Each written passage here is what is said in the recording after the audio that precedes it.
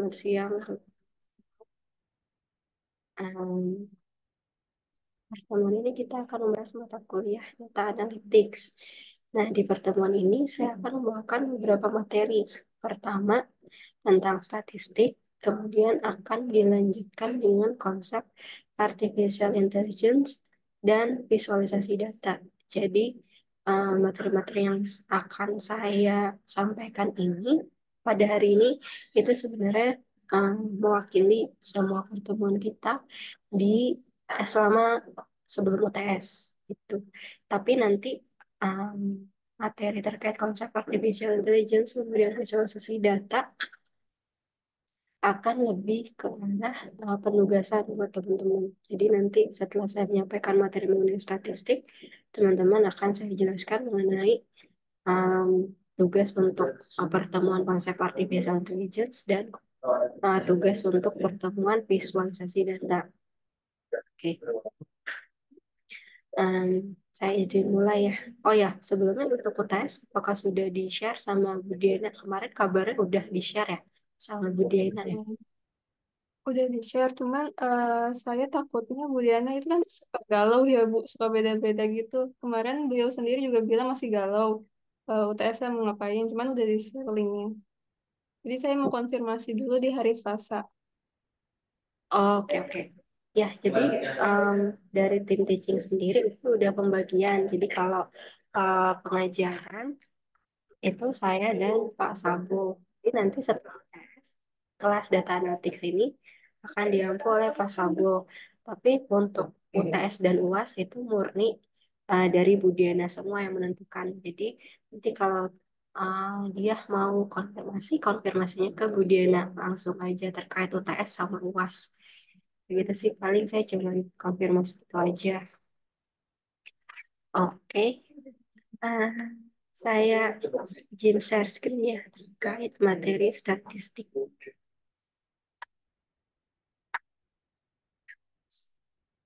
Oke, oke. Jadi kita akan mulai perkuliahan hari ini dengan materi mengenai statistik.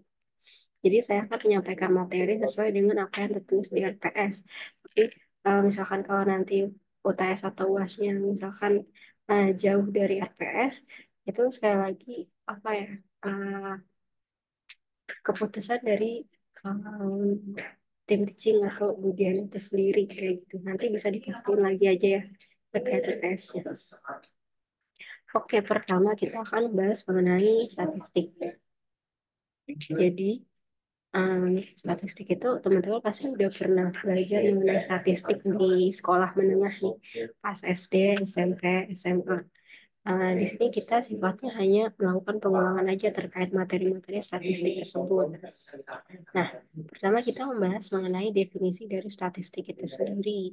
Jadi kalau bicara mengenai definisi, itu akan ada dua definisi, definisi dalam arti sempit dan arti luas. Jadi statistik kalau didefinisikan dalam arti sempit itu adalah kumpulan data atau uh, apa ya deretan angka. Sorry, statistik itu adalah kumpulan data yang berupa angka. Jadi data yang dinyatakan dalam bentuk angka atau data tersebut dapat ditampilkan dalam deretan angka atau dibuatkan tabel ataupun dari tabel sudah diolah menjadi sebuah grafik kayak pie chart, bar chart, line chart dan lain sebagainya itu masuk ke dalam sebutan statistik kayak gitu. Teman-teman pasti sering lihat di berita ada statistik apa ya data curah hujan di DKI Jakarta atau data COVID itu kan ditampilinnya dalam bentuk apa ya bisa bar chart, bisa line chart untuk melihat time series biasanya menggunakan line chart ya. Nah itu sebenarnya merupakan statistik gitu.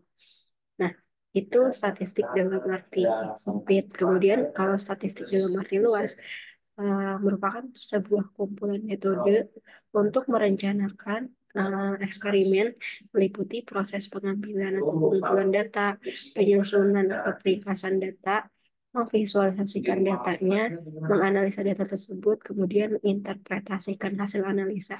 Nah, itu juga termasuk ke dalam statistik. Jadi aktivitas-aktivitas ini, sorry, yang saya garis bawahi ini itu merupakan statistik. Jadi proses pengumpulan, peringkasan data, visualisasi data atau penyajian data, menganalisa datanya, menginterpretasi hasil analisanya, nah, itu merupakan definisi dari statistik dalam arti luas. Nah, pengertian dua hal ini dalam arti sempit dan dalam arti luas ini saya kutip dari Untari 2020. Nanti referensinya kalau teman-teman mau baca lebih lanjut, saya sertakan di slide berikutnya tentang referensi. Oke, selanjutnya, kalau berbicara mengenai statistik, terus teman-teman pengen lihat contoh di kehidupan sehari-hari itu kayak apa. Jadi kalau misalkan teman-teman ngumpulin data berat badan kelas B, data analytics, terus rata-ratanya itu dari seluruh mahasiswa baik perempuan maupun laki-laki itu ada 51 kilogram. Nah, data ini itu merupakan contoh data statistik. Datanya berupa angka, kemudian data tersebut diperoleh dari mengumpulkan data berat badan satu kelas dari semua mahasiswa di satu kelas, kemudian data tersebut diolah di rata-rata, kemudian disajikan dalam bentuk teks ini, dalam bentuk poin. Hasilnya ada 51 kilogram. Nah, ini contoh statistik dalam kehidupan kita sehari-hari. Kemudian kalau teman-teman baca di spanduk atau flyer atau informasi apapun, ya teman-teman dapatin bahwa 90% dari mahasiswa yang mengikuti kuliah data analytics berasal dari kota A. Nah, ini teks seperti ini itu juga termasuk contoh uh, di kehidupan sehari-hari mengenai statistik. Terus kalau teman-teman bisa apa ya lewat di tol, terus di kanan kirinya tol itu kan suka ada rambu kayak baliho atau kayak apa ya papan yang nunjukin kecelakaan yang terjadi di bulan ini itu satu kecelakaan, terus berapa jumlah orang yang meninggal, berapa yang luka-luka. Nah, itu sebenarnya juga contoh dari statistik. Contohnya ini kecelakaan lalu lintas, data-data tersebut itu juga merupakan statistik, contoh dari statistik. Jadi sebenarnya banyak contoh statistik yang kita temui dalam kehidupan sehari kita sehari-hari. Beberapa contohnya tadi udah saya jelasin gitu. Terus kalau berbicara mengenai statistik, kita pasti apa ya? Entah apa ya? Akan bersinggungan dengan beberapa istilah-istilah ini. Ada data, populasi, sensus, sampel, serta sampling. Nah, pertama kita bahas mengenai istilah data. Sebenarnya data itu apa? Jadi data itu adalah hasil observasi atau pengamatan yang telah dikumpulkan. Definisi yang umum mengenai data itu adalah representasi fakta dari dunia nyata. Jadi hal-hal yang terjadi di dunia nyata, kemudian um, apa ya? Itu bisa disebut sebagai data. Contoh terjadinya hujan. Nah, air yang turun itu kemudian apabila dikumpulkan dikumpulkan airnya itu kan kita bisa mendapatkan data curah hujan gitu kan. Terus ada lagi angin yang berhembus itu kan sesuatu yang terjadi di dunia nyata. Nah, angin berhembus kecepatannya itu berapa? Terus kalau kita iseng ukur, nah kita bakal dapat data kecepatan angin kayak gitu. Jadi representasi fakta dari dunia nyata. Nah, kayak gitu. Nah, terus tadi contohnya teman-teman eh, berkumpul nih di satu kelas, terus masing-masing dari teman-teman itu kan punya tinggi badan dan berat badannya sendiri-sendiri kan. Nah, itu kan sebuah fakta ya, fakta yang terjadi di dunia nyata. Nah, sebenarnya itu juga merupakan data. Ada data tinggi, tinggi badan, ada data berat badan. Kayak gitu. Itu definisi dari data. Kemudian ada populasi. Jadi kalau teman-teman melakukan penelitian, misalkan penelitian mengambil targetnya, objek penelitiannya itu adalah sekumpulan mahasiswa di prodi bisnis digital. Nah, kumpulan mahasiswa yang ada di prodi bisnis digital itu adalah populasi kayak gitu. Jadi subjek yang akan diselidiki kayak gitu. Nah, itu kan tadi misalkan populasi itu adalah sekumpulan objek di suatu tempat yang memiliki karakteristik yang sama. Itu kan definisi dari populasi ya. Tadi berarti kalau sekumpulan mahasiswa prodi bisdik berarti dia sama-sama apa ya memiliki identitas program studinya itu sama-sama bisnis digital. Nah, itu disebut sebagai populasi mahasiswa bisnis digital. Kayak gitu. Nah, terus teman-teman pasti kalau melakukan penelitian itu nggak mungkin menggunakan semua semua apa ya semua objek semua target penelitian teman-teman tadi. Contohnya ingin meneliti mahasiswa bisnis digital. Nah, teman-teman kan nggak mungkin mengambil semua atau apa ya mengirimkan kuesioner teman-teman untuk penelitian teman-teman ke semua mahasiswa program studi bisnis digital. Pasti akan diambil beberapa orang aja sebagai sampel yang eh, dianggap merepresentasikan seluruh karakteristik dari mahasiswa di program studi bisnis digital tersebut. Nah, yang teman-teman lakukan itu merupakan atau beberapa orang yang tadi teman-teman ambil sebagai orang-orang yang dianggap sudah merepresentasikan keseluruhan mahasiswa program studi bisnis digital. Nah, itu disebut sebagai sampel. Gitu. Kalau di sini definisinya sebagian koleksi anggota yang dipilih dari populasi. Itu jadi nggak semua orang di populasi tersebut yang diambil, tapi hanya beberapanya aja. Nah, beberapanya aja itu disebut sampel. Kayak gitu. Nah, terus cara teman-teman menentukan dari 100 orang, saya ambil 10 aja. Nah, itu teknik menentukan sampelnya itu disebut dengan teknik sampling. Jadi sampling di PPT ini itu adalah merupakan teknik pengambilan sampel dari populasi. Sampling tuh ada banyak, ada apa ya, stratified sampling, ada eh, random sampling dan lain sebagainya. Tapi teman-teman biasanya bakal pelajarin di metodologi penelitian kayak gitu.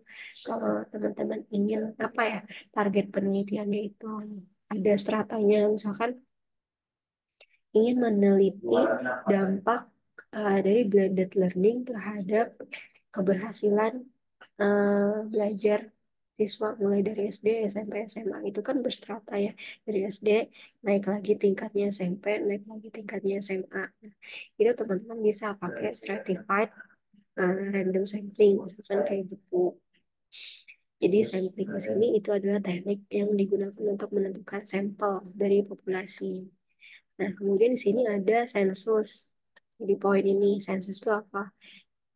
Sensus itu adalah mengoleksi data atau mengumpulkan data dari anggota dalam populasi. Misalkan teman-teman itu di RT, terus ada sensus RT untuk apa ya, mendata berapa sih jumlah jumlah warga di RT 09 yang usianya itu di atas 50 tahun. Terus berapa jumlah penduduk RT 09 yang wanita, terus berapa yang pria. Nah, itu sebenarnya lagi dilakukan sensus terhadap si apa ya penduduk di RT 09 tersebut.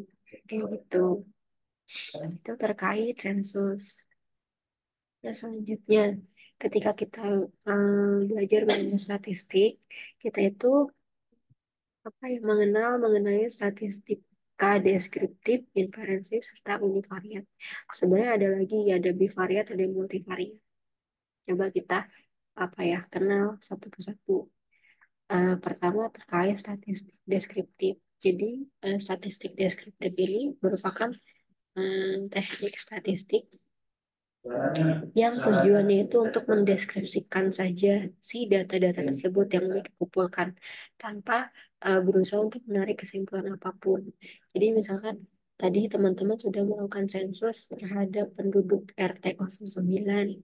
Terus teman-teman menggambarkan atau memvisualisasikan data kumpulan data penduduk RT 09 tersebut ke dalam bentuk pie chart untuk menampilkan eh, apa ya segini Ini laki-laki, penduduk yang laki-laki, ini penduduk perempuan. Oh, ternyata hampir 70% dari RT 09 itu penduduknya laki-laki, berjenis kelamin laki-laki, 30%-nya perempuan. Nah, ini murni hanya ini mendeskripsikan dari sekumpulan data yang dimiliki atau yang sudah dikumpulkan itu statistik deskriptif. Kemudian kalau statistik inferensi itu statistik yang mencoba untuk membuat suatu kesimpulan atau deduksi pada populasi dengan menggunakan sampel dari populasi tersebut. Contohnya apa? Contohnya penelitian yang teman-teman lakukan. Ketika tadi teman-teman ingin meneliti mengenai dampak blended learning terhadap siswa SD, SMP, SMA. Nah, itu kan teman-teman akan apa ya menargetkan sebuah populasi yaitu populasi di SD X, SMP X, SMA X, kemudian masing-masing dari siapa namanya dari strata tersebut teman-teman ambil sampelnya misalkan ini 5 orang, 5 orang, 5 orang. Nah, kemudian dari sampel yang diambil teman-teman melakukan penelitian sehingga akan apa ya hmm, didapatkanlah hasil apakah blended learning meningkatkan hasil belajarnya mereka atau enggak kayak gitu. Nah, itu sebenarnya adalah salah satu contoh dari statistik inferensi.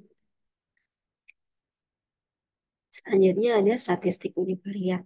Itu merupakan analisis data statistik yang dilakukan untuk satu variabel atau per variabel. Pokoknya dalam satu waktu hanya satu variabel aja yang dibicarakan atau diteliti. Nah, itu adalah statistik univariat.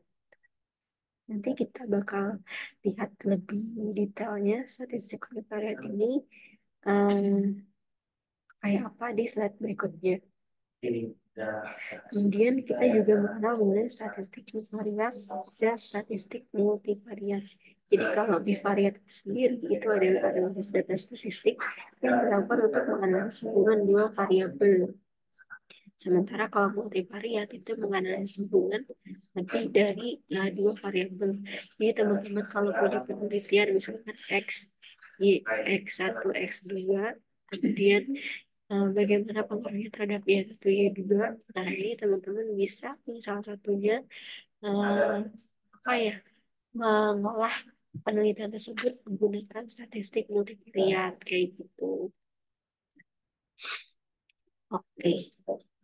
Nah, ini tadi kalau teman-teman di slide sebelumnya itu ada statistik univariat disebut juga dengan statistik deskriptif. Tapi kedua hal itu nggak sama. Jadi sebenarnya salah satu cara penjabaran statistik univariat itu adalah dengan teknik deskriptif kayak gitu maksudnya. Kayak apa sih maksudnya nih kayak gini di slide ini?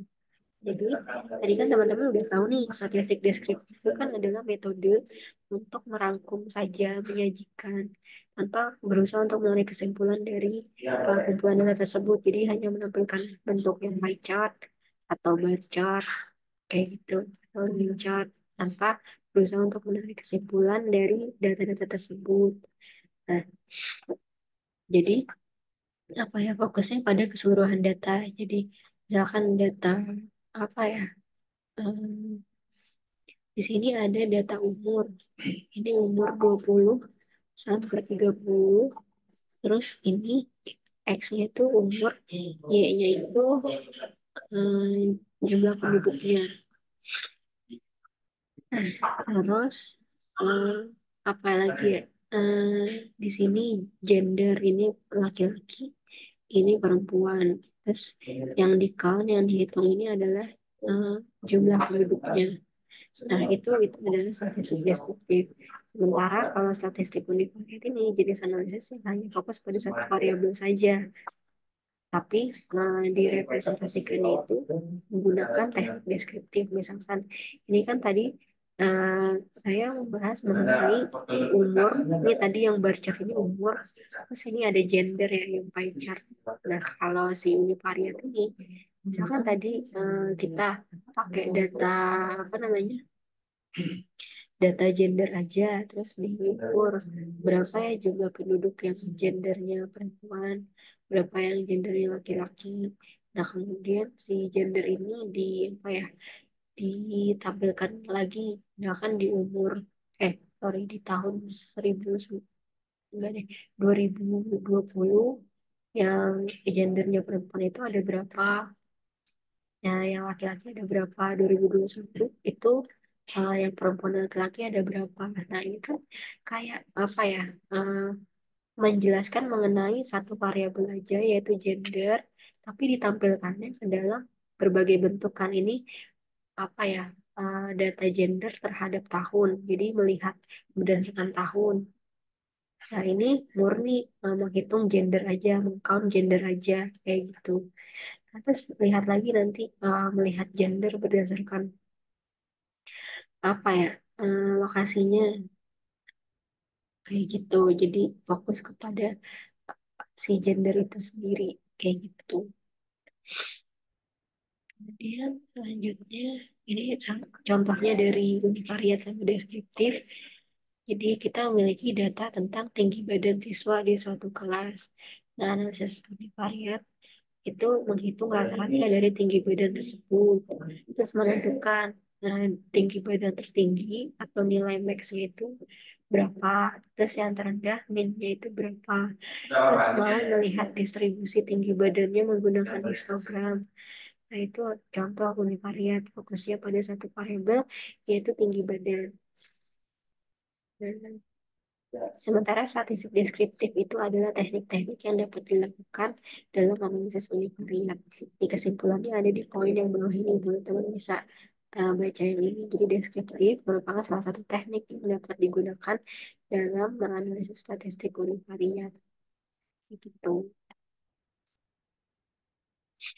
Belum lanjut ke distribusi frekuensi, dari teman-teman apakah ada yang mau ditanyakan?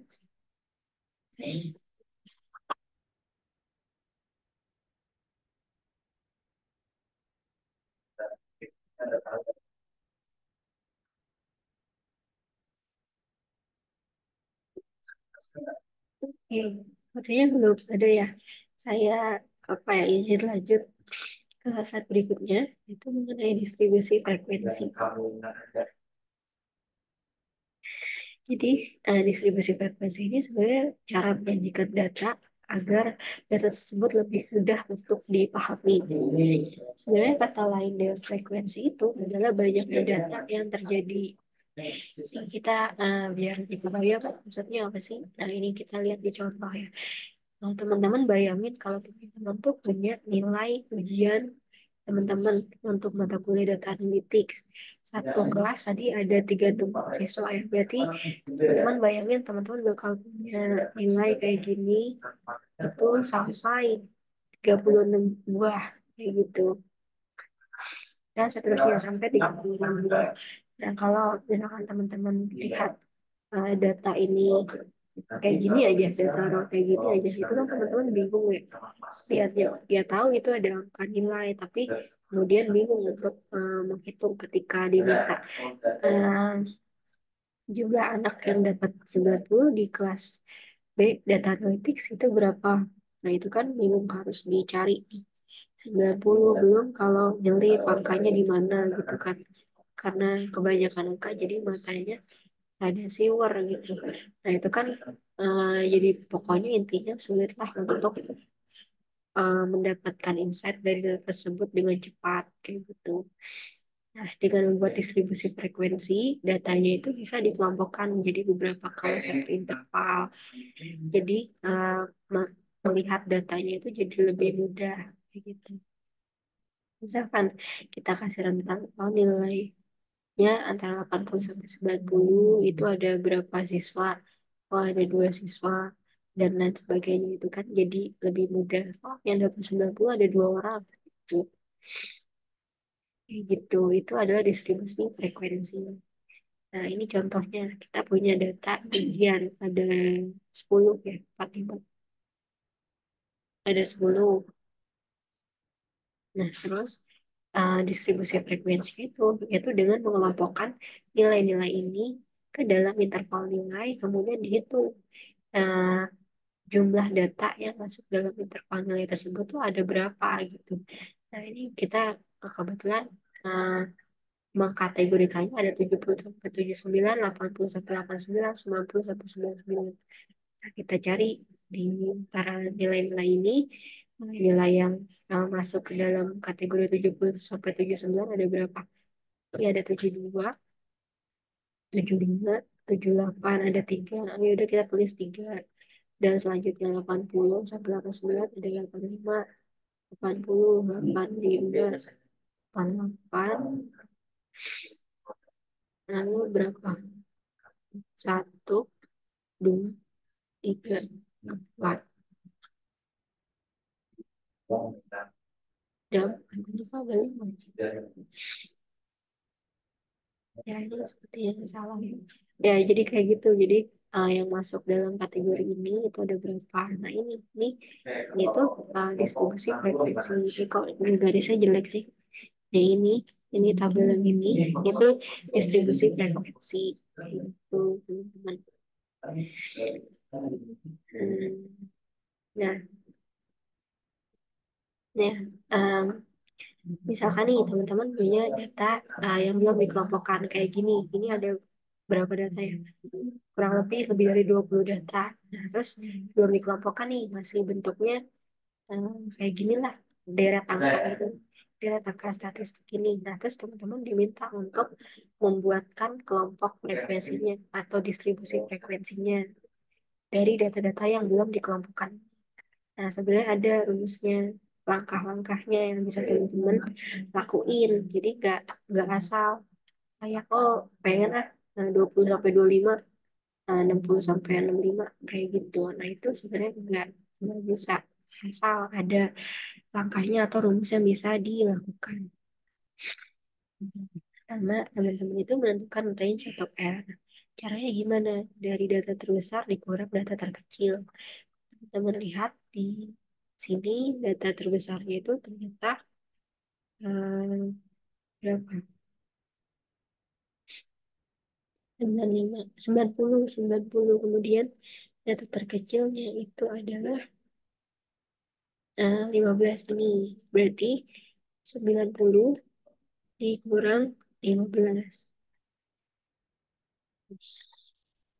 20 kurang 15, 75. Kita dapat R-nya itu 75.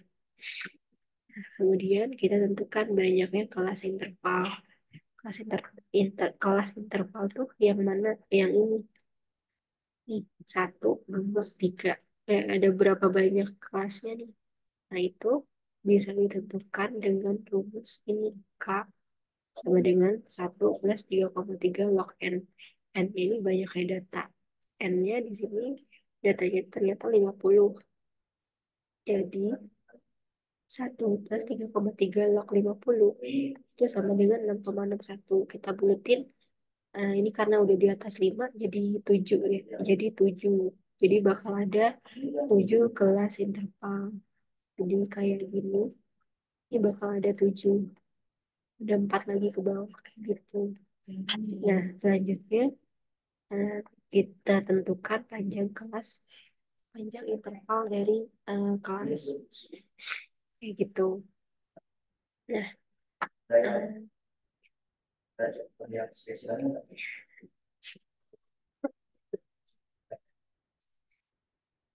caranya itu adalah range-nya tadi, nilai R tadi dibagi dengan nilai K.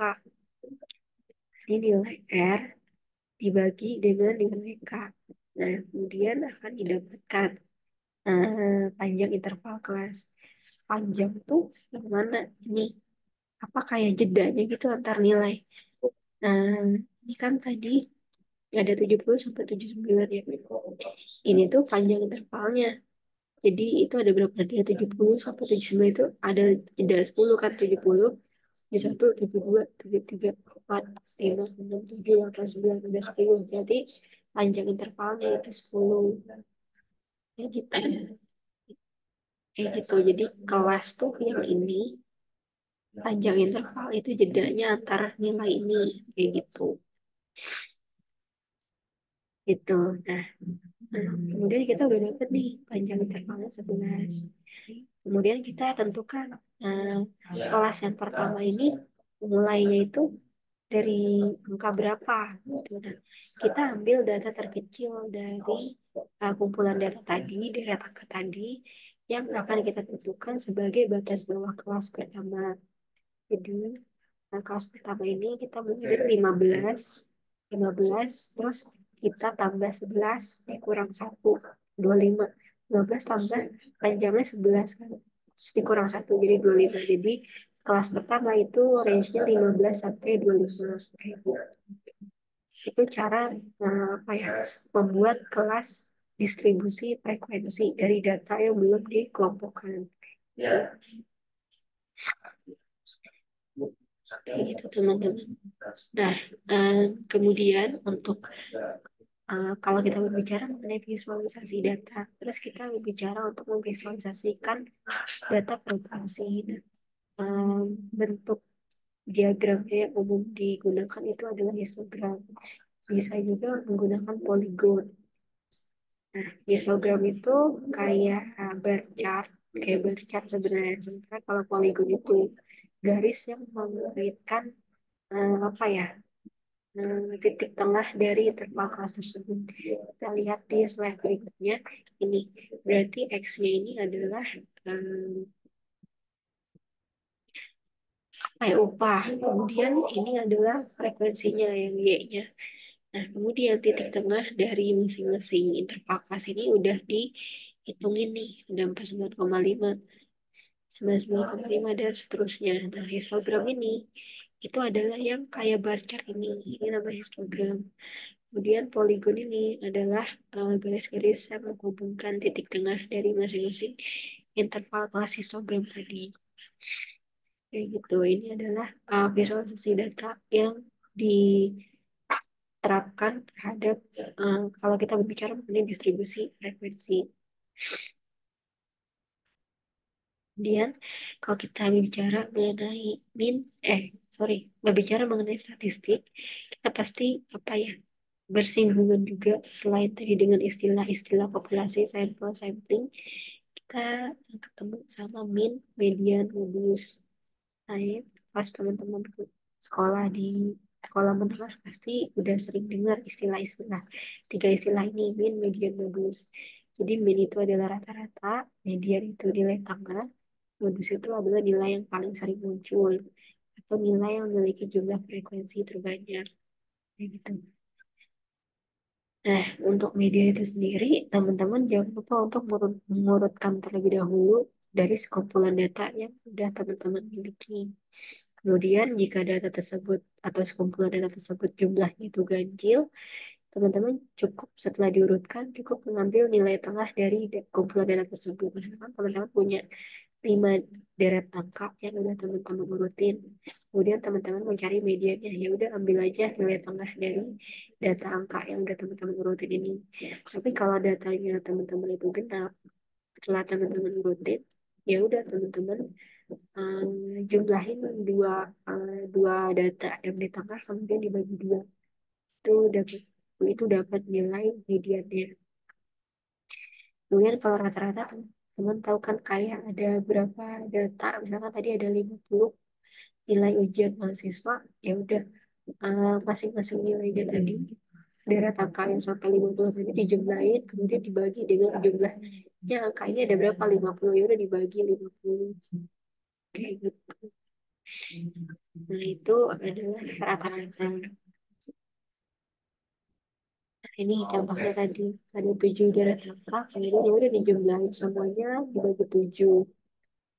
Terus kalau modus tadi kan frekuensi yang paling banyak muncul, frekuensi data yang paling banyak muncul. Maka ini ada deret angka 2, 2, 2, 3, 4, 4, 5, 7. Modusnya angka berapa? Angka 2.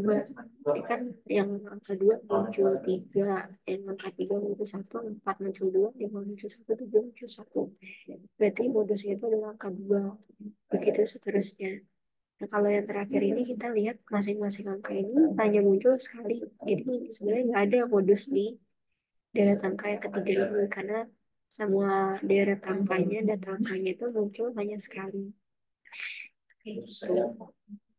Nah, kemudian untuk menentukan modus dari data yang dari data yang telah dikelompokkan. Misalkan udah punya kelas frekuensi kayak gini, kelas interval kayak gini, terus kita pengen tahu data mana em, yang paling sering muncul modusnya itu berapa, modusnya itu apa. Nah itu ada rumusnya, ini rumusnya. Kemudian L ini adalah tepi bawah kelas yang memiliki frekuensi tertinggi, C itu interval kelasnya, B1, B2-nya itu frekuensi dikurang frekuensi kelas sebelumnya dengan frekuensi kelas terus dikurangi dengan frekuensi kelas sesudahnya. Begitu. Nah, misalkan nih kita punya data kelompok kayak gini. Nah, kemudian kita ingin mengetahui modusnya itu berapa. Nah, kita lihat pertama kelas yang mengandung modus atau frekuensi terbanyak itu kelas yang mana? Kelas ke-6 nih, karena frekuensinya dia angkanya 11. 11 paling tinggi kan dari seluruh angka ini. Oh, berarti eh, kelas 6 nih, karena dia memiliki angka 11. Selanjutnya, kita dapat mengetahui L-nya berapa. Jadi L itu adalah tepi bawah dari kelas modus. 70 dikurang 0,5. Nah, hasil dari dikurangan 0,5-nya itu adalah tepi bawah. Jadi, tepi apa ya? Nilai pertama dari kelas lulus ini kan 70. Terus dikurang 0,5 berarti kan 69,5. Nah, 69,5 ini itu adalah nilai L begitu. Nilai tepi bawah. Kayak gitu. Nah, kemudian ada B1. B1 tadi kan frekuensi kelas modus dikurangi frekuensi kelas sebelumnya. Nah, frekuensi kelas sebelumnya dikurang kelas sebelumnya. 11 dikurang 8, 3. Oh, berarti B1-nya 3. Terus B2-nya frekuensi kelas modus dikurang sesudahnya. 11 kurang 6, 5. Oh, berarti B2-nya 5. Kita udah dapet ini semua nilai dari masing-masing variabel di rumus modus. Ya udah tinggal di teman-teman hitung deh. 9,5 ditambah 11 kali bla bla bla. Dapat nilai modusnya adalah 73,625. Oh, berarti modus dari kumpulan data ini itu adalah 73,625. Kayak gitu. Dari sini ada yang teman-teman mau tanya dulu, Kak? Belum lanjut ke media.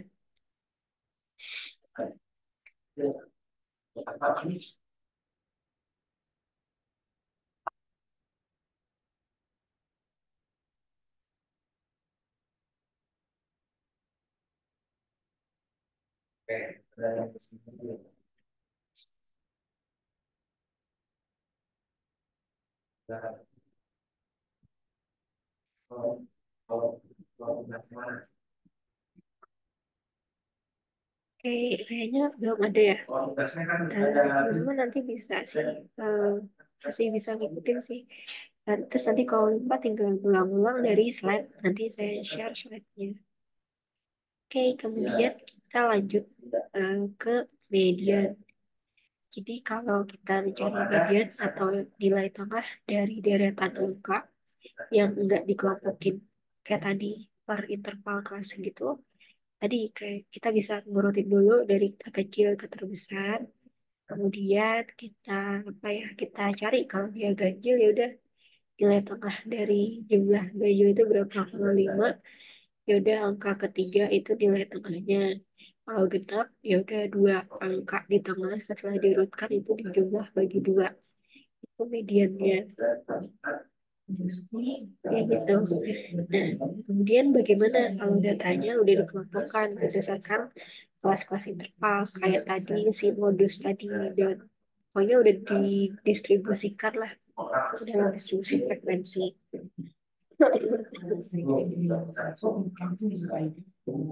Nah, yang bisa teman-teman lakukan itu adalah menggunakan rumus berikut. Media sama dengan L2 plus C dikali N per 2 dikurang sigma frekuensi 2 per frekuensi media. Definisi dari masing-masing. Sebentar ya, saya ada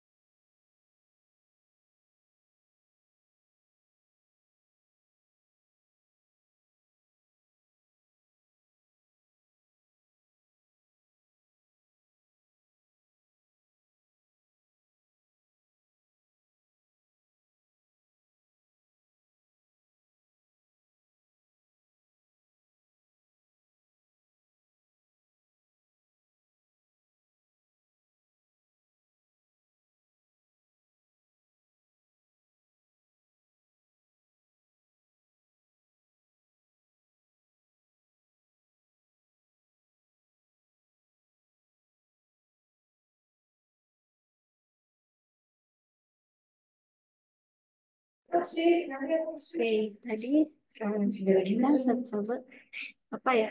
eh, Menghitung mengenai median atau nilai tengah dari data yang udah dikelompokkan, udah masuk ke dalam apa ya, distribusi frekuensi. Nah, rumusnya ini ada ME sama dengan L2 plus C dikali N per 2 dikurang sigma frekuensi 2 per frekuensi media.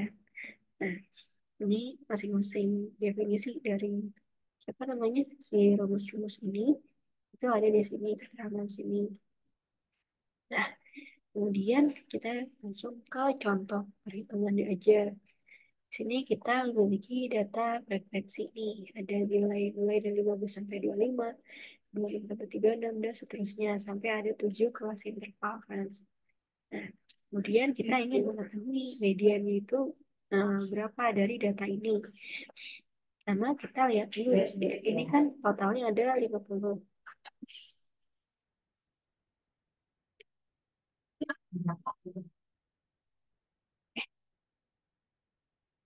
Enggak, baru mulai.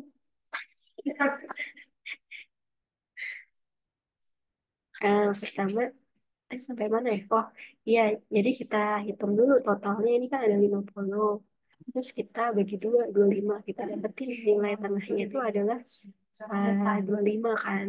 Nah, terus kita cari tahu kelas yang kelas mediannya itu yang mana? 25 tadi kan. Nah, caranya itu dengan menjumlahkan data-data frekuensi ini 10 tambah 5, 15. 15 tambah 6, 21, 21 tambah 4, 25. Berarti nilai mediannya itu ada di nomor 4. Jadi kan kalau ini dikumulatifin ada 25 ya totalnya. Hasil kumulatifnya. Berarti mediannya itu ada di nomor 4 ini. Nah, dengan nilai 48 sampai 58. Kemudian kita bisa mencari nilai dari variabel-variabel lainnya kayak L2, C, frekuensi, dan lain sebagainya. L2 itu adalah tepi bawah dari kelas modus. Tadi kita kan udah tahu nih cara menghitung tepi bawah dari kelas. Sorry, ini median ya. Tadi kan kita udah tahu nih cara menghitung tepi bawah dari kelas modus. Jadi nilai di kelas mana yang jadi fokus, kemudian dikurang 0,5. Berarti ini kan jadi fokus atau kelas median itu adalah 48. 48 dikurang 0,5, berarti kan 47,5. Nah, ini adalah tepi bawah 47,5 kayak gitu. Nah, kemudian tadi kita dari kelas CC itu apa? Interval kelas. Oh, oke. Interval kelas tadi kan jeda, ya kan? Jadi 15 ke 25 itu jedanya berapa angka? Jadi kalau kita hitung 15 ke 25 itu ada 11. 11, 12, 13, 14, 15, 20. 34, 25. Nah, itu ada 11. Berarti C-nya itu 11. Kayak gitu. Nah, setengah N. N-nya itu 50 kan. Jumlah jumlah datanya ini 50. Nah, setengahnya berapa? 25. Nah, terus frekuensi 2 itu frekuensi kumulatif sebelum kelas median. Frekuensi kumulatif sebelum kelas median. Kelas mediannya yang mana? Yang nomor 4 ini kan yang kuning. Nah, terus frekuensi kumulatif sebelum kelas median ya berarti yang dari sampai 3 ini.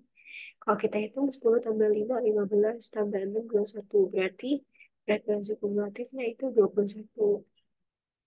Nah, FME ini frekuensi median itu adalah frekuensi kelas median. Frekuensinya kelas median itu 4. Ya udah 4. Tinggal kita masukin ke rumusnya.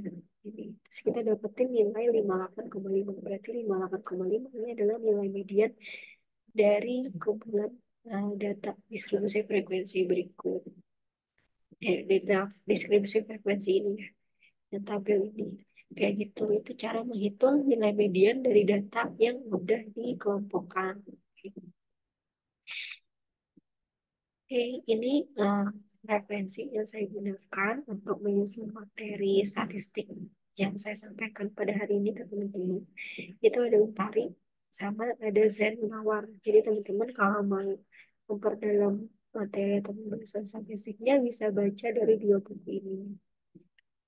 Kayak gitu. Nah, sebelum lanjut ke penjelasan mengenai tugas dari teman-teman, ada yang mau ditanyain terkait materi statistiknya nggak?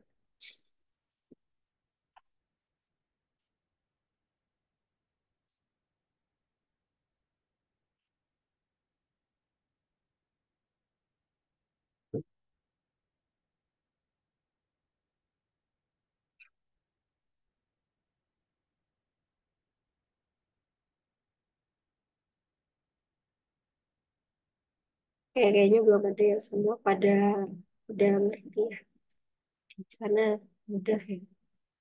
Oke, kita lanjut ke pembahasan mengenai tugas ya, tugas terkait materi statistik ini. Jadi, saya punya tugas untuk kalian. Tugas ini bersifat individu. Jadi kan teman-teman udah tahu nih beberapa teknik statistik yang teman-teman bakal temuin ketika eh, berhubungan dengan deret angka kayak gitu. Salah satunya tadi ada deskriptif, terus ada bivariat, ada multivariat kan. Nah, saya ingin teman-teman apa ya, membahas lebih detail mengenai statistik bivariat dan statistik multivariat. Bisa mulai dari pengertiannya itu apa, terus faktor, indikator, atau alasan yang menyebabkan kita sebaiknya menggunakan teknik statistik yang bivariat saja, atau oh dengan kondisi yang seperti ini, yang tepat itu menggunakan statistik multivariat kayak gitu. Nah, itu teman-teman jelasin kira-kira masing-masing teknik statistik ini itu apa yang mendasari pemilihannya mereka kayak gitu. Dalam contoh apa atau dalam kondisi apa masing-masing teknik ini dipilih atau digunakan kayak gitu. Nah, terus setelah itu teman-teman berikan contoh implementasinya dalam sebuah studi kasus. Misalkan studi kasus yang menggunakan statistik PIPAR itu kayak apa? Nah, teman-teman jelaskan di situ. Serta selanjutnya teman-teman jelaskan dan sebutkan tools apa yang biasanya digunakan untuk melakukan kedua analisis ini. Statistik bivariat biasanya bisa menggunakan tools apa aja sih? Terus statistik multivariat bisa menggunakan tools apa aja? Nah, itu teman-teman jelaskan dalam bentuk makalah kayak gitu. Itu yang pertama. Yang kedua, tadi teman-teman kalau nggak ada nilai tertinggi, nilai terendah, dan lain sebagainya ketika kita berbicara mengenai mean, median, dan modulus. Nah, saya ingin minta teman-teman untuk menjelaskan nilai mean dan max dalam statistik itu apa sih gitu. Kemudian um, ada data discrete, ada data kontinu. Nah, data discrete dan data kontinu itu sebenarnya maksudnya apa, kayak apa gitu. Nah, kedua hal itu teman-teman jelaskan dalam bentuk makalah. Jadi, dalam makalahnya nanti teman-teman ubah ke dalam bentuk PDF. Nah, jumlah halamannya itu minimal 5 halaman. Untuk ketentuan formnya apa, size-nya berapa, spasinya berapa, itu udah ada di sini. Jadi, formnya masih 1,5. Nah, kemudian PDF-nya itu diberi nama kayak gini. Udah ada ketentuannya. Nanti ini slide-nya bakal saya share. Nah, kemudian dikumpulkan ke link JDF. Nah, batas pengumpulan makalahnya itu 3 November pukul 23.59 kayak gitu. Jadi teman-teman bisa fokus dulu sama UTS-nya, kemudian setelah tes teman-teman baru fokus untuk mengerjakan tugas statistik ini dari saya kayak gitu. Nah, tugas statistik ini materi mengenai statistik yang saya sampaikan ada yang menanyakan nggak dari teman-teman?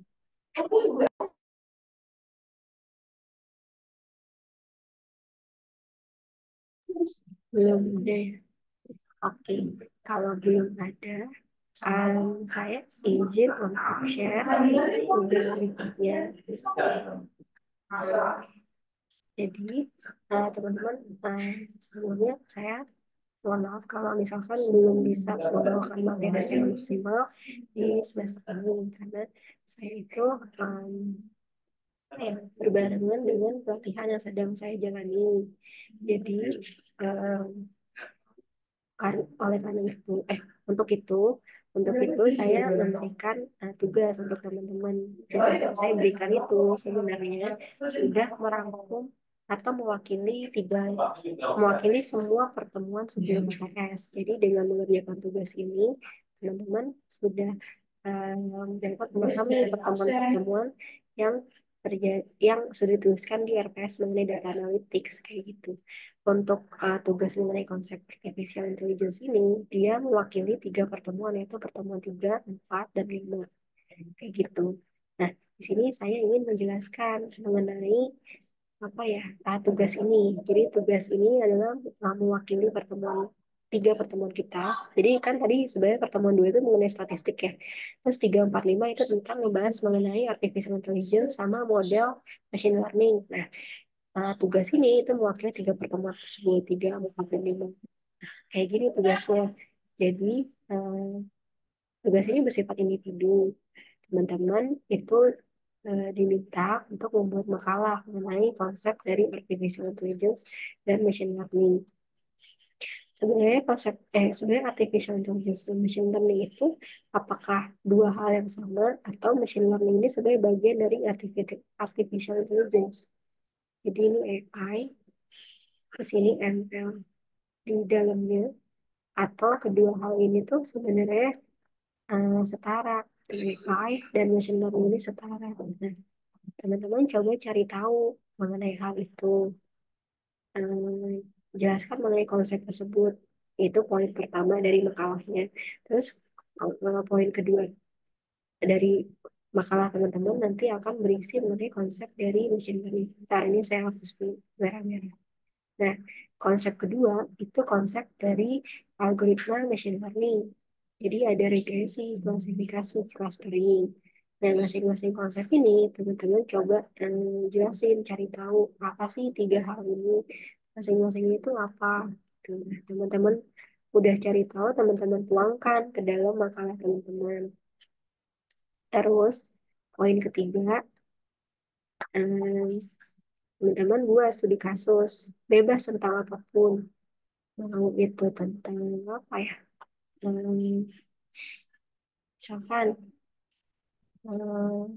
distribusi panen padi atau dan lain sebagainya, pokoknya kasusnya bebas, tergantung dari dataset yang teman-teman temuin, itu pokoknya bebas, dibebasin ke teman-teman.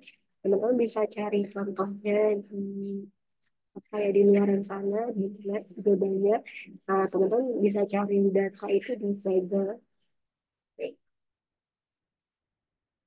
Di situ juga banyak kok ngasih contoh kayak source code untuk mengolah data-data itu. Teman-teman kalau mau nyari dataset di kaigalau.com ini banyak datasetnya.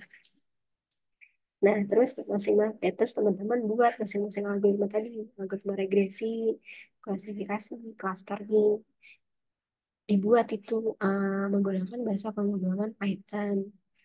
Kayak gitu. Toolsnya teman-teman boleh pakai apapun, mau pakai Jupyter, mau pakai Google Colab.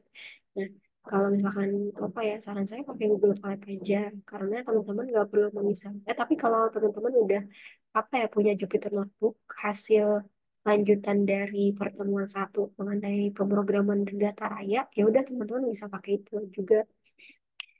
Nah, bisa pakai Jupyter Notebook itu apa warisan dari apa pemrograman data raya itu. Terus bisa juga pakai Google Colab. Google Colab ini kenapa tadi saya sempat saranin pakai Google Colab karena apa ya nggak membebani kapasitas penyimpanan dari laptop teman-teman. Jadi ini kan web based ya. Teman-teman cukup login ke akun Google teman-teman terus pakai Google Colab ini bisa tanpa harus menginstal atau ngeberatin memorinya laptop teman-teman. Nah, di Google Colab ini juga udah apa ya terinstall secara otomatis itu si siapa namanya si library-nya dan lain sebagainya. Mau library NumPy dan lain sebagainya itu udah terinstall secara otomatis di Google Colab ini. Gitu. Jadi teman-teman nggak perlu install lagi kalau di Puter Notebook bisa sih teman-teman install dari apa ya pilihan instalasinya ada kan, tinggal teman-teman klik checklist terus install gitu. Bisa juga bebas sih, teman-teman mau pakai tools yang mana, Jupyter Notebook atau Google Colab. Nah, terus screenshot hasil studi kasus teman-teman pada tools tersebut. Jadi tunjukin tuh apa kalau teman-teman kan bentuknya sel ya kalau misalkan pakai notebook tuh. Bahkan Google Colab atau Jupyter Notebook kan bentuknya kayak gini ya. Masing-masing sel di run, terus nanti hasilnya keluar di bawahnya gitu kan.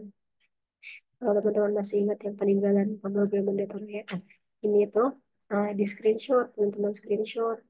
Nah, terus hasil screenshotnya masukin ke makalahnya teman-teman kayak gitu. Nah, terus selanjutnya teman-teman berikan penjelasan kenapa teman-teman memilih studi kasus itu, kenapa data tersebut yang teman-teman pilih, kenapa tertarik sama data itu. Teman-teman berikan penjelasannya.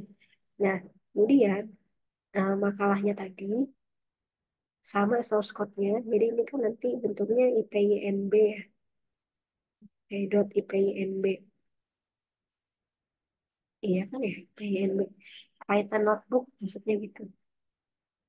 Loh, bentuk source code-nya kan nanti kan. Nah, itu IPYNB-nya ini teman-teman kumpulin ke drive ini. Jadi makalah sama source code-nya itu digabung jadi satu dan jadi satu folder. Terus di zip, terus folder zip-nya itu dikumpulin ke drive ini. Kayak gitu. Nah, format penamaan foldernya itu ini ada ini. Nama, name, kelas B, terus tugas AI. Nah, tugas ini dikumpulkan maksimal 5 November pukul 9 pagi. Gitu. Itu untuk tugas yang mewakili pertemuan 3, 4, dan 5 kita. Kayak gitu. Dari sini, dari tugas ini ada yang mau ditanyain nggak sama teman-teman? Kalau misalkan belum kepikiran sekarang pertanyaannya apa, terus nanti tiba-tiba menyusul nih pikirannya muncul di pikiran teman-teman, boleh WA saya aja. Nanti akan saya jelaskan melalui WA tersebut. Kayak gitu. Bu, saya mau tanya, Bu. Ya, boleh. Untuk yang poin ketiga yang C itu maksudnya apa ya, Bu? Yang menggunakan bahasa pemrograman Python. Saya masih belum paham, Bu. Iya, jadi em, untuk apa ya, bahasa yang bisa teman-teman pakai buat membuat. Jadi kan kita diminta untuk membuat studi kasus yang menggunakan algoritma ini, dan ini, ya kan. Nah, membuat studi kasus itu jadi contohnya regresi. Jadi hasilnya itu misalkan titik ini lurus kayak gini. Itu salah satu contoh regresi ya nantinya. Nah, untuk menghasilkan studi kasus atau hasil seperti ini, itu teman-teman membuatnya itu dalam bahasa Python. Kan bisa bisa Python. Nah, teman-teman menggunakan bahasa Python kayak gitu. Jadi teman-teman mengoding bahasa pemrograman Python kayak gitu. Tadi yang lain siapa ya? Kayak gitu, Ya, Bu. paham, Bu. Paham. Terima kasih, Bu. Ya, sama-sama. Mas Raihan. Oke. Ada lagi yang mau ditanyakan? Maaf Bu, izin bertanya. Iya, Berarti kan ini kan yang poin ketiga itu kan, maksudnya kan kita kan sebelumnya sama Bu Diana tuh belum diajarin ya Bu pakai pemrograman Python. Terus mungkin kan kalau misalnya ada beberapa dari mahasiswa yang udah pernah atau mengerti akan hal tersebut. Tapi kan gak semua mahasiswa itu tahu pemrograman Python ya. Soalnya dari Bu Diana juga kita belum diajak sama sekali. Itu kemarin cuma sertifikasi-sertifikasi aja dan kita belum masuk ke materi. Jadi buat regresi, klasifikasi, clustering itu kita sama sekali nggak tahu tentang hal tersebut, Bu. Mungkin nanti Ibu bisa nggak kayak contoh materi dari YouTube ataupun dari apa buat kita pelajarin ataupun contoh dari pemrogramannya. Saya kita sama sekali benar-benar awam nggak tahu tentang hal tersebut, Bu. oke. Kayak referensi video atau YouTube-nya gitu ya.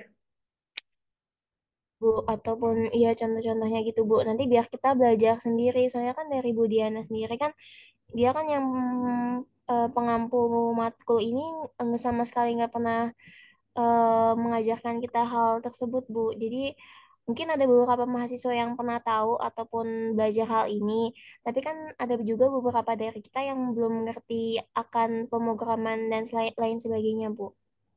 Hmm, ya. Sebelumnya pas yang pemrograman data rakyat itu di semester 1 itu um, pakai bahasa apa ya?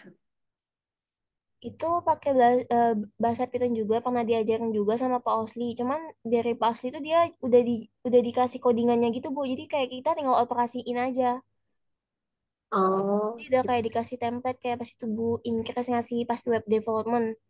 Oh, itu. Ya, itu udah dikasih template sama Pak Osli. Jadi kayak kita masuk ke visual studionya tuh udah jadi kayak, oh udah ada grafiknya gitu, udah keluar grafik tampilannya gitu. Oke, oke, oke, oke, oke. Oke, iya sih. Tapi dasar-dasar Python-nya udah. Atau itu apa namanya? Source code itu dikasih aja gitu. Dasar-dasar penjelasan Python-nya itu. Kalau sama Pak Osli itu dasar-dasarnya belum begitu ini sih Bu, belum begitu dalam. Soalnya kan Pak Osli itu lebih kepada apa ya? Dia tuh lebih kepada contoh terus langsung dan jelasinnya juga gak kalau Bu Inkers kan buat web development jadi diajarin satu-satu ya dari awal pengenalan webnya dari kayak apa itu HTML apa itu CSS. Nah kalau Pak Osli itu dia nggak diajarin kayak gitu Bu, jadi dia kayak langsung contoh kita harus kayak kalau nggak kita GPT nyari contoh ininya, kalau nggak kita ke Google nyari contoh datanya kita tinggal copy habis itu kita masukin Visual Basic gitu aja Bu. Jadi kadang-kadang kita bingung kan biasanya ada tuh di Google kayak web web buat kayak contoh yang tadi yang kayak data tiba-tiba ada diagramnya gitu-gitu kan bisa kita tinggal copy tuh di situ tuh nanti Mm-mm. kemudian kita copy di situ tuh kita masukin Visual Basic kan langsung muncul codingnya kan tapi kita nggak diajarin itu cara biar data kayak gitu tuh jadi itu apa yang diketik apa yang dipelajarin itu kita nggak diajarin sama sekali Bu. Oh, kayak gitu ya. Oke. Harusnya itu oke. Saya buat tugas ini dengan asumsi teman-teman itu udah apa ya, udah ada dasar Python kayak gitu. Terus em, buat buat tambahannya, gue teman-teman bisa lihat dari contoh-contoh di YouTube video tutorial mengenai algoritma machine learning, kayak regresi, klasifikasi, clustering kayak gitu. Nah, kemudian melihat apa ya kondisi dari teman-teman. em, yang bisa saya berikan itu pertama video tutorial referensi YouTube-nya dulu yang bisa teman-teman ikuti yang membahas mengenai tiga hal ini kayak gitu ya. Terus nanti kalau video referensi yang saya kasih itu kurang kurang memuaskan bagi teman-teman, teman-teman bisa cari video referensi lain yang emang teman-teman senangi dan mudah diikuti kayak gitu ya. Terus yang kedua ini saya usahakan saya membuat video pembelajaran yang menjelaskan mengenai Python dasar dan sedikit mengenai regresi, klasifikasi, dan clustering ini. Kayak gitu ya, jadi menjelaskan masing-masing satu contoh deh, satu contoh metode dari tiga hal ini. Paling gitu ya. Wait,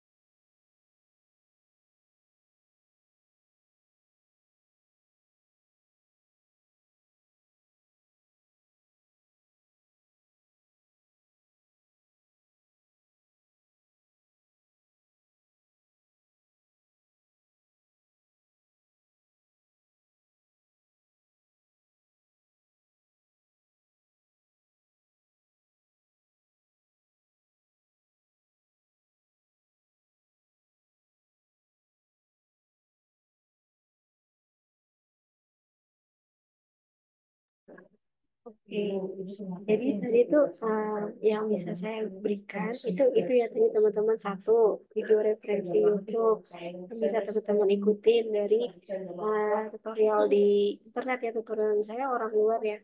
Atau misalkan nanti teman-teman kalau nggak serak sama video itu jelek nih videonya, saya emang nggak ngerti nonton dia itu. Nah teman-teman bisa cari lain video referensi lain yang teman-teman sukain ya, nggak mesti bahasa Inggris, bahasa Indonesia juga banyak sebenarnya di luar sana yang bahas mengenai tiga hal ini. Nah dua, saya usahain nanti saya em, mengisi tadi yang teman-teman tadi udah apa ceritain tadi, saya coba mengisi hal tersebut dengan memberikan apa ya video pembelajaran, video tutorial mengenai dasar-dasar Python, terus sama ini nih teman-teman yang tadi regresi, klasifikasi, clustering gitu. Harapannya nanti teman-teman bisa lebih apa ya, nambah-nambah pengetahuan teman-teman deh. Tadi selain dari video tutorial tadi, sama video dari saya itu kalau ditampilkan makin klop gitu ya, makin kaya gitu. Paling itu sih tadi Regina sama Melani ya tadi yang nanya ya. Bu. Oh ya, Bu. Kan dulu kan buat statistika ini kan kita pernah ya, Bu, pas semester 2 itu pakai IBM, SPSS, statistik. Itu kan juga ada kayak, maksudnya diagram-diagramnya gitu, Bu. Itu apa bedanya, Bu, sama yang Python itu? Yang apa? Dulu kan kita, kalau misalnya studi kasus, pernah ada matkul statistik juga kan, Bu. Nah, itu pakai IBM, SPSS, statistik. Dia kayak aplikasi gitu kan. Mm, Itu apa bedanya Bu sama yang studi kasus ini? Kan ya sama-sama kayak ada kayak regresi gitu-gitu. Cuman bedanya kan ini kan pakai coding ya Bu. Kalau yang itu kan kayak langsung masukin data gitu. Jadi dari Excel di ini ke aplikasinya. mm. Ya, sebenarnya itu tujuannya sama kan, sama-sama menghasilkan regresi untuk menghitung regresi dari dua variabel misalkan gitu kan. Nah, tadi benar si Melanie udah nyebutin juga jawabannya. Jadi perbedaannya apa? Yang satu itu di code, yang satu itu klik base ya, tinggal klik-klik gitu. Datanya boleh pakai data yang SPSS yang pernah teman-teman pakai di semester 2 yang mata kuliah statistik itu gitu. Bedanya di sini kita itu sih menggunakan Python-nya ini karena kan data analytics ya, data analisis menggunakan Python gitu sih. Jadi bedanya itu Melani. Oh iya, baik Bu. Terima kasih. Ya, Saya izin bertanya, Bu. boleh. Masih terkait Melani juga tadi yang kasus yang kita kurang pemahaman. Eh, Dulu kan kita sempat disuruh sama Bu Diana ini kayak bikin suatu kelompok ya, Bu. Nah, kalau misalkan tugas tiga pertemuan ini dibikin jadi kelompok aja gimana, Bu? Bisa nggak? Ya, ya. Sebenarnya Jadi bisa saling diskusi juga sih, jadi saling bantu. oke. Sebenarnya tugas yang kelompok ini tugas yang nomor 6 sama 7 ini.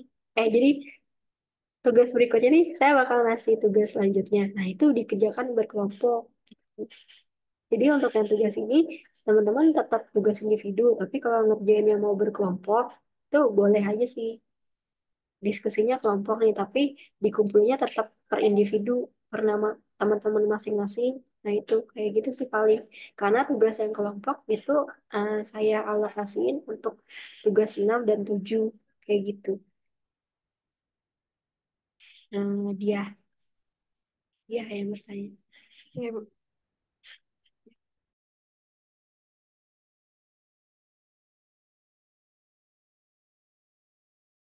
Atau gini, kita buat fleksibel aja. Teman-teman, saya paparin dulu tugas yang 6 dan 7. Menurut teman-teman, teman-teman mau nggak 6 dan 7 ini jadi tugas individu? Jadi kita tukar yang ini yang berkelompok, yang itu individu gitu. Kita buat fleksibel aja. Coba boleh dilihat dulu, Bu. Paparin dulu ya. Oke. Jadi untuk yang tugas 3, 4, 5 ini ya tadi saya ada PR ini ya, video referensi YouTube buat teman-teman ikutin ya. Tapi kalau teman-teman sebenarnya banyak yang bahas juga. Teman-teman bisa cari juga ya kalau misalkan referensi dari saya itu kurang ngenakin gitu ya. Oke, sebelumnya untuk yang tugas, sebelum saya lanjut ke tugas yang selanjutnya, ada lagi yang mau dibahas nggak buat tugas yang ini?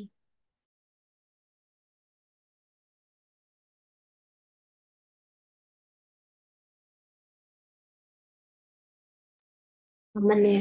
Ya udah kita lihat dulu tugas yang selanjutnya.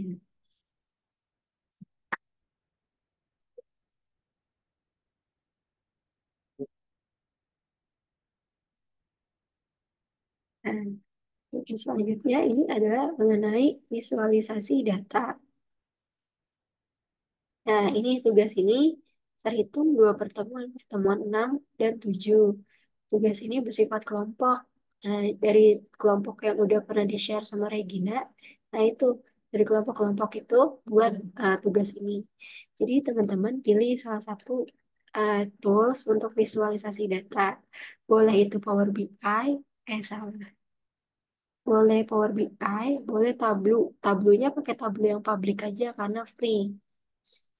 Nah, kemudian teman-teman buat dashboard dari salah satu tools yang udah pernah, yang udah teman-teman pilih. Entah mau pakai Power BI atau pakai Tableau Public. Nah, teman-teman, dalam video tersebut, teman-teman memperkenalkan fitur-fitur dari tools tersebut. Misalkan di Power BI, nah, di sini ada panel panel chart grafiknya. Nah, ini adalah panel yang berisi chart-chart grafik. Kemudian di sini adalah kanvasnya, tempat kita membuat dashboardnya, kayak gitu. Terus di sini ada menu-menu untuk mengakses datanya, kayak gitu. Nah, terus teman-teman lanjutkan dengan cara apa ya, membuat dashboard itu, misalkan. Em, di sini nanti bakal saya kasih juga sumber referensi YouTube-nya banyak sebenarnya, video tutorial di luar sana yang bisa teman-teman ikutin. Studi kasusnya bebas, terserah teman-teman. Sebenarnya kalau teman-teman buka websitenya Tableau Public, di situ teman-teman bisa dapetin contoh-contoh data buat dashboard.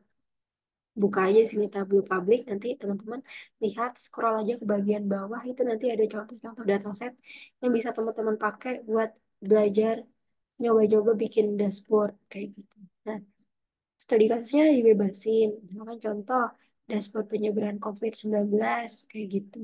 Nah, terus videonya itu berdurasi minimal 10 menit. Ya, kalau 10 menit aja udah bisa kelar ya nggak apa-apa. Maksimal 30 menit, kayak gitu. Nah, terus tugas ini dikumpulin ke Drive, kayak gitu. Nah, video dan file dashboard. Kalau teman-teman tadinya milihnya Power BI, jadi nanti eh, filenya itu .pbix. Kalau misalkan pakai Tableau, ini ekstensi filenya itu .twb, kayak gitu. Nah, itu teman-teman taruh di dalam satu folder. Tadi video sama file dashboardnya, kemudian di zip, terus dikasih nama ini, format penamaan foldernya, kayak gitu. Nah, paling itu untuk tugas visualisasi data. Ini dikerjakan secara berkelompok. Nah, teman-teman, jadi gimana? Mau yang kelompok, yang tugas visualisasi data dashboard ini, atau tadi, yang tadi masih, yang algoritma tadi, regresi tadi, dijadiin kelompok, terus yang ini individu, atau ini tetap kelompok, yang tadi tetap individu, gitu. Tergantung kesepakatan teman-teman, ini saya fleksibel.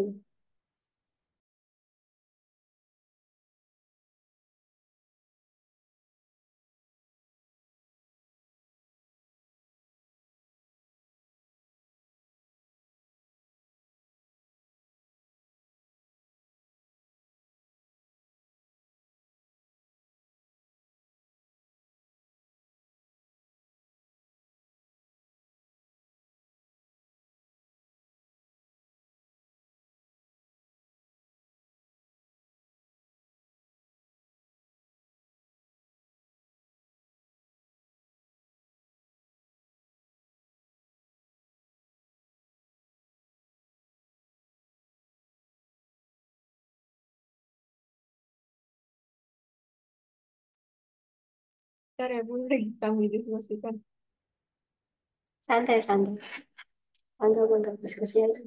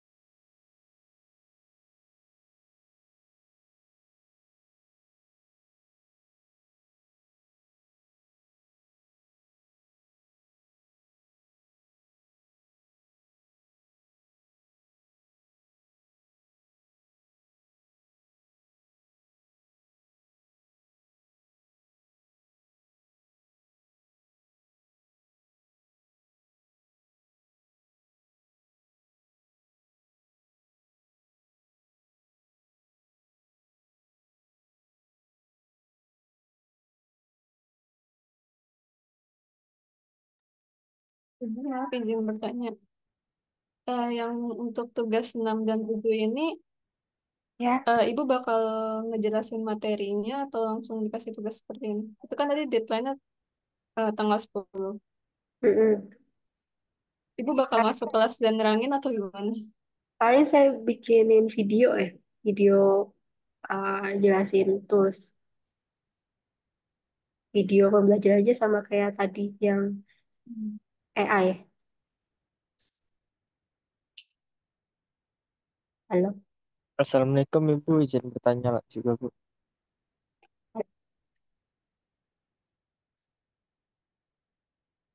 hah? Sorry, saya putus-putus suaranya.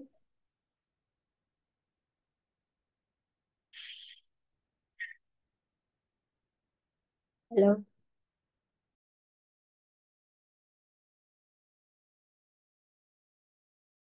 Ini Bu, kan untuk video berarti kan dibikin per kelompok ya Bu, untuk video penggunaan Power BI atau apa tadi, W.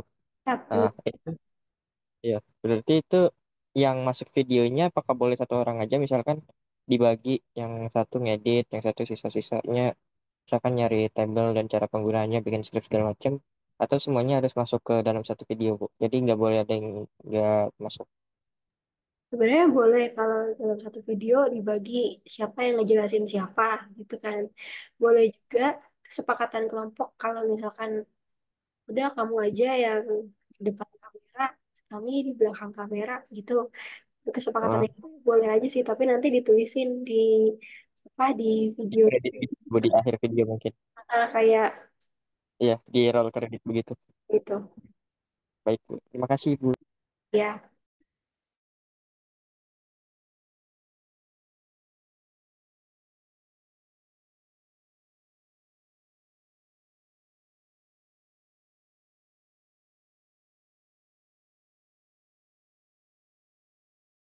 Ibu maaf, izin bertanya. Tadi ya buat tugas yang pertemuan 6 sama 7 itu juga disuruh membuat ini ya, dashboard sesuai dengan studi kasus Anda.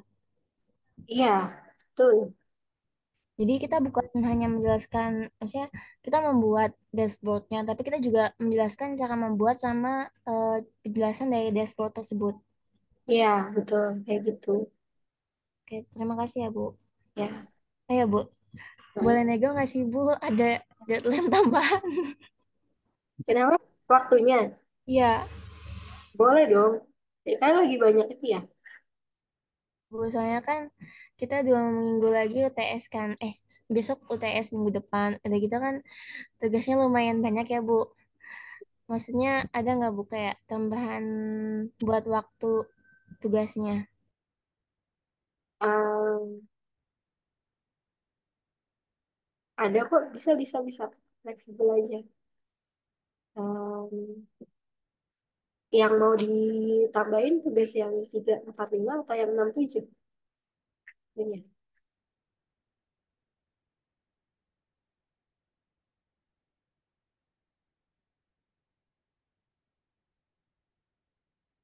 ya.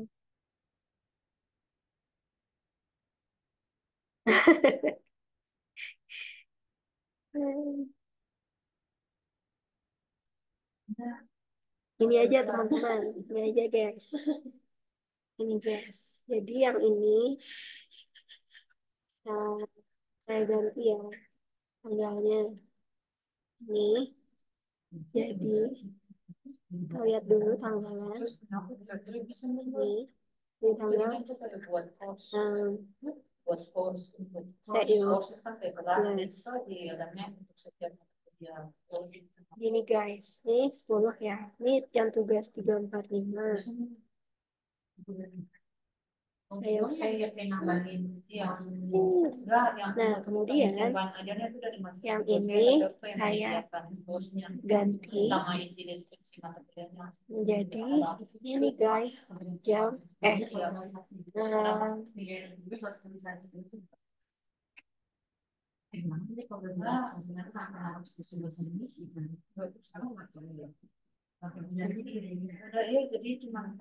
gini. Ini oke tidak guys?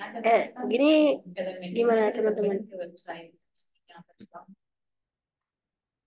Jadi yang 6 dan 7 itu 17 November. Terus yang tugas 3, 4, 5 itu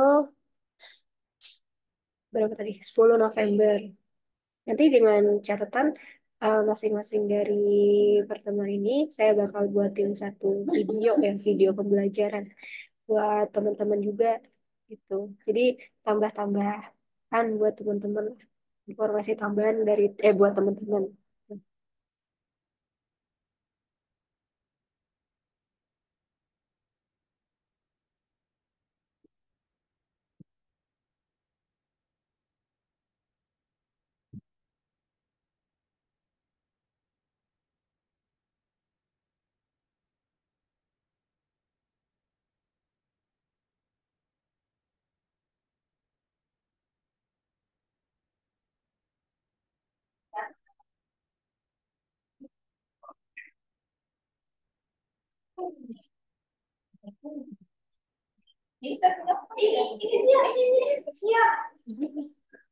Boleh, bagus. Ada lagi?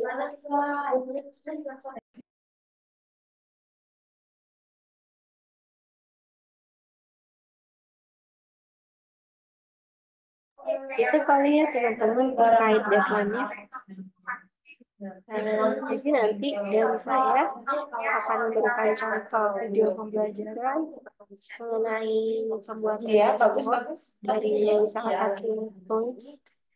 Kayaknya saya bakal ngasih contoh yang tablo aja. Nanti yang tablo bakal teman-teman bisa cari tahu sendiri di YouTube ya. Kemudian untuk yang tugas deadline, saya bakal ngasih materi juga, tapi bentuknya dalam video pembelajaran. Nanti karena beberapa bulan ini, beberapa hari itu pelatihan buat kami itu sedang kurikulum kayak gitu. Jadi dalam bentuk video. Tapi kalau teman-teman ada yang mau ditanya, bisa langsung chat saya aja. Nanti akan saya jawab apapun pertanyaan teman-teman kayak gitu sih.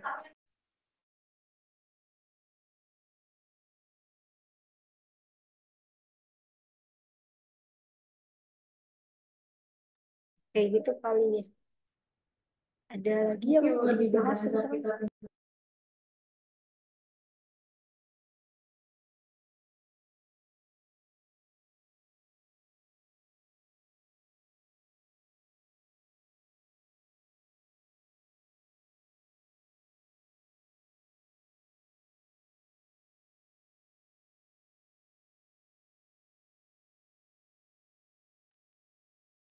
Saya izin bertanya, Bu.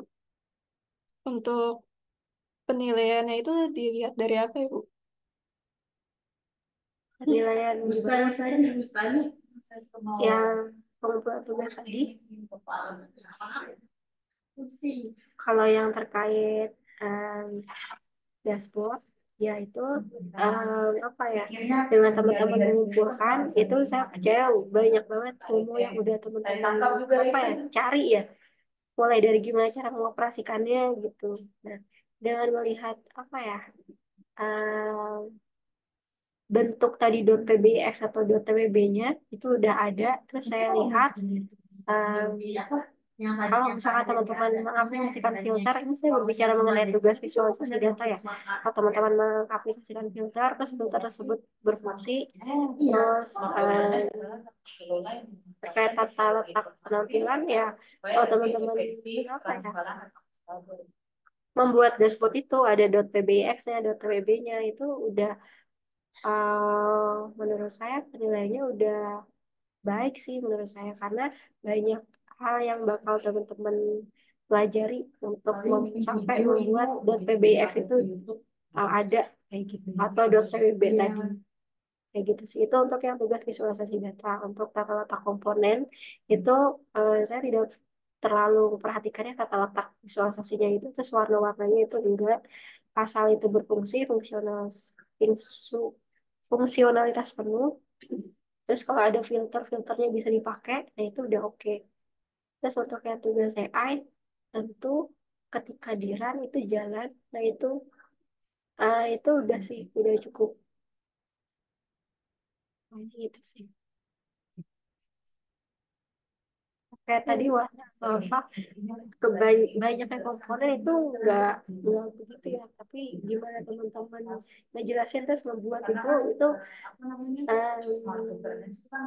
banyak deh yang bisa teman-teman pelajarin pasti.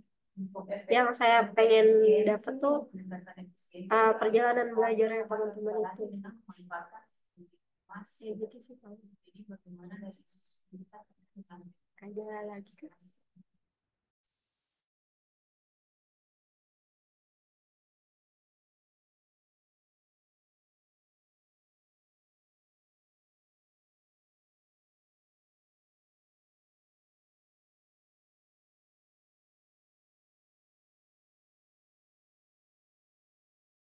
Oh iya, mengenai video-video tadi nanti saya kirim ke PJ Data Analytics ke dia ya.